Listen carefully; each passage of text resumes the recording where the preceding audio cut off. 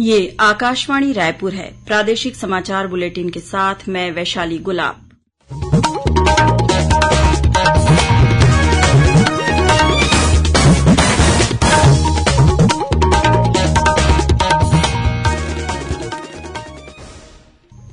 और अब पेश है आज के मुख्य समाचार। रक्षा मंत्री और वरिष्ठ भाजपा नेता राजनाथ सिंह ने दंतेवाड़ा जिले के गीदम में चुनावी सभा को संबोधित करते हुए कहा कि डायनासोर की तरह लुप्त हो जाएगी कांग्रेस पार्टी। वहीं पूर्व कांग्रेस अध्यक्ष राहुल गांधी ने बस्तर में आम सभा को संबोधित किया। कहा कि ये लोकसभा चुनाव दो विचारधाराओं की लड़ाई है। धमतरी जिले के एकावरी के जंगलों में सुरक्षा बलों और माओवादियों के बीच हुई मुठभेड़। कोंडागांव जिले में 2 माओवादियों ने किया आत्मसमर्पण। और मौसम विभाग ने प्रदेश में कल 1-2 स्थानों पर गरज चमक के साथ अंधड़ चलने और आकाशीय बिजली गिरने की चेतावनी दी। अब समाचार विस्तार से। भारतीय जनता पार्टी के वरिष्ठ नेता और रक्षा मंत्री राजनाथ सिंह ने आज छत्तीसगढ़ के दंतेवाड़ा जिले के गीदम में एक आम सभा को संबोधित करते हुए आरोप लगाया कि केंद्र में या किसी राज्य में जब जब कांग्रेस की सरकार बनी है तब भ्रष्टाचार तेजी से बढ़ा है। उन्होंने कहा कि जब भी कांग्रेस की सरकार आती है तब घोटालों की बाढ़ आ जाती है। श्री सिंह ने कहा कि जिस तरह से धरती से डायनासोर लुप्त हो गए उसी तरह इस लोकसभा चुनाव के बाद कांग्रेस भी गायब हो जाएगी। राजनाथ सिंह बस्तर लोकसभा सीट से भाजपा प्रत्याशी महेश कश्यप के पक्ष में सभा को संबोधित कर रहे थे। उन्होंने कहा कि भाजपा कभी जनता की आंखों में धूल नहीं झोंकती है। उन्होंने कहा कि प्रधानमंत्री नरेंद्र मोदी आदिवासियों की चिंता करते हैं और उनके कल्याण के लिए लगातार कदम उठाते हैं। इसलिए आज आदिवासियों को वनोपज की सही कीमत मिल रही है।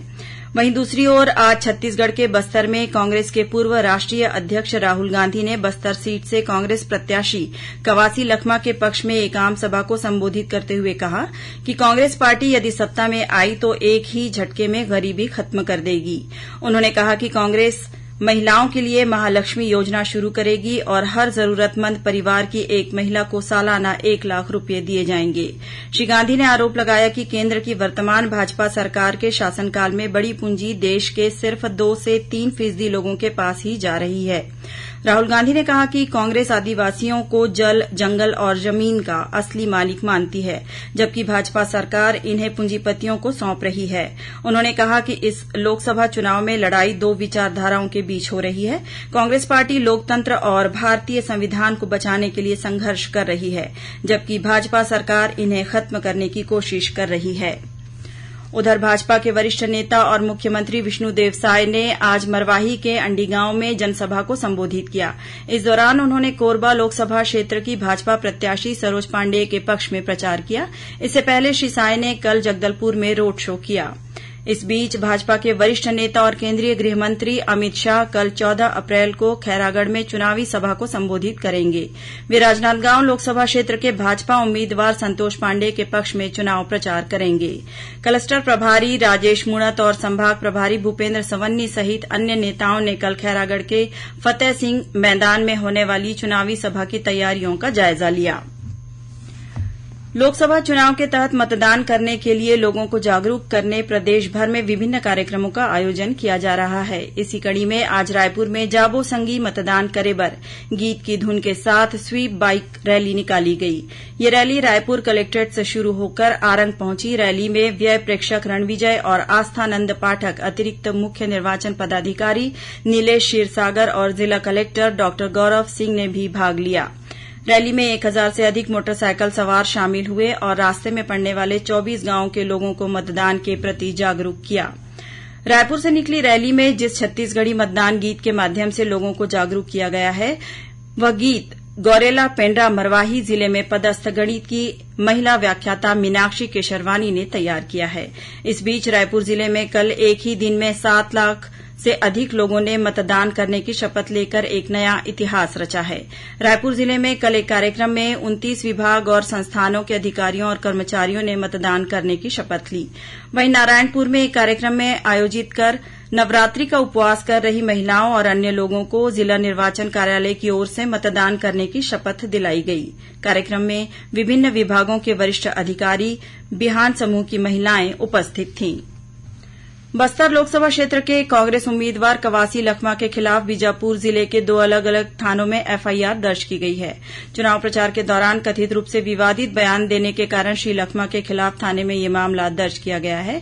बीते 15 दिनों के दौरान आपत्तिजनक बयानों के मामले में श्री लखमा के खिलाफ कुल 3 मामले दर्ज किए गए हैं। प्रादेशिक समाचार आप आकाशवाणी रायपुर से सुन रहे हैं। छत्तीसगढ़ की खबरों से है आपका वास्ता और खबरों की विश्वसनीयता से है हमारा वास्ता। आकाशवाणी समाचार रायपुर के प्रादेशिक समाचार बुलेटिन के साथ ही हमारे समसामयिक कार्यक्रम आप रेडियो के अलावा अपने मोबाइल पर भी सुन सकते हैं। आकाशवाणी समाचार फेसबुक, ट्विटर और यूट्यूब पर भी उपलब्ध है। हमारा Facebook page Chhattisgarh news on AIR, Twitter handle CGAIR news और हमारा यूट्यूब चैनल है छत्तीसगढ़ AIR न्यूज। तो अब रेडियो के साथ ही आपके मोबाइल के जरिए भी हम पहुंच रहे हैं आप तक। छत्तीसगढ़ की हर खबर के लिए सुनते रहिए आकाशवाणी समाचार। और अब आगे बढ़ते हैं बाकी के समाचारों की ओर। धमतरी जिले के बोराई थाना क्षेत्र स्थित एकावरी के जंगलों में सुरक्षा बलों और माओवादियों के बीच मुठभेड़ होने के समाचार मिले हैं। मिली जानकारी के अनुसार पुलिस को इस इलाके में माओवादियों की मौजूदगी की खुफिया सूचना मिली थी। इसके बाद सुरक्षा बलों की एक संयुक्त टीम को मौके पर रवाना किया गया। बीती रात करीब आधे घंटे तक सुरक्षा बल और माओवादियों के बीच मुठभेड़ हुई। मुठभेड़ के बाद घटनास्थल की तलाशी में जगह जगह खून के धब्बे मिले हैं, जिससे कई माओवादियों के घायल होने या मारे जाने की संभावना जताई गई है। घटनास्थल से BGL, जिंदा ग्रेनेड और माओवादी सामग्री बरामद की गई है। घटना के बाद इलाके में सर्च अभियान जारी है। वहीं कोंडागांव जिले में 2 माओवादियों ने पुलिस के समक्ष आत्मसमर्पण कर दिया है। इन्होंने 2 भरमार बंदूकों के साथ आत्मसमर्पण किया है। जिला पुलिस और केंद्रीय रिजर्व पुलिस बल CRPF के संयुक्त प्रयासों से और सरकार की पुनर्वास नीति से प्रभावित होकर इन माओवादियों ने समाज की मुख्यधारा में शामिल होने का निर्णय लिया। दोनों माओवादी कोंडागांव और कांकेर क्षेत्र में सक्रिय थे। इन दोनों पर विश्रामपुरी में आगजनी की घटना सहित अन्य अपराधों में शामिल रहने का आरोप है। छत्तीसगढ़ की नमी राय पारेख ने स्ट्रांग वुमेन ऑफ इंडिया का खिताब जीतकर नया कीर्तिमान बनाया है। सीनियर राष्ट्रीय क्लासिक पावर लिफ्टिंग प्रतियोगिता के कल हैदराबाद में खेले गए फाइनल मुकाबले में नमी राय पारेख ने 57 किलो वर्ग में सर्वाधिक अंक प्राप्त कर विजेता का खिताब जीता। यह स्पर्धा हैदराबाद में 8 से 12 अप्रैल के बीच आयोजित की गई। छत्तीसगढ़ टीम के प्रशिक्षकों और राज्य पावर लिफ्टिंग संघ के पदाधिकारियों ने इस उपलब्धि पर नमी राय को शुभकामनाएं दी हैं। छत्तीसगढ़ उच्च न्यायालय में डाटा एंट्री ऑपरेटर के पदों पर भर्ती के लिए 28 अप्रैल को लिखित परीक्षा आयोजित की जाएगी। ये परीक्षा सुबह 10 बजे से 11 बजे तक 4 परीक्षा केंद्रों में ली जाएगी। पात्र और अपात्र उम्मीदवारों के आवेदन पत्रों की सूची उच्च न्यायालय की वेबसाइट पर जारी कर दी गई है।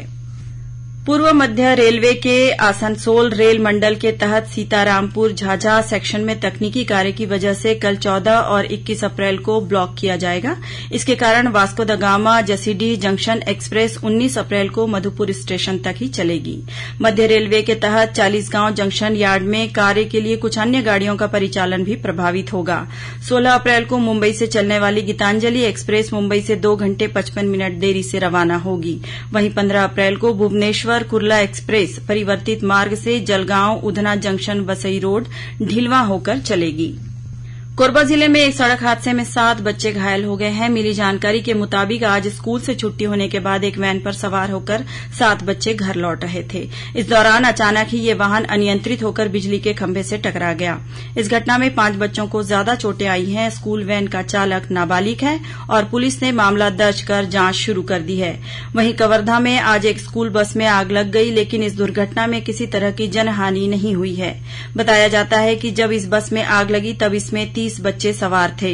इंजन सहित धुआं निकलते देख चालक ने बीच सड़क पर बस को रोक दिया और कंडक्टर की मदद से जल्द सभी बच्चों को बस से सुरक्षित बाहर निकाला गया। ये सभी बच्चे शहर के एक निजी स्कूल में पढ़ते थे। और अब पेश है मौसम का हाल। मौसम विभाग ने प्रदेश में कल 1-2 स्थानों पर गरज चमक के साथ अंधड़ चलने और आकाशीय बिजली गिरने की चेतावनी दी है। वहीं इस दौरान कुछ स्थानों पर हल्की बारिश होने या गरज चमक के साथ छींटे पड़ने की संभावना जताई गई है।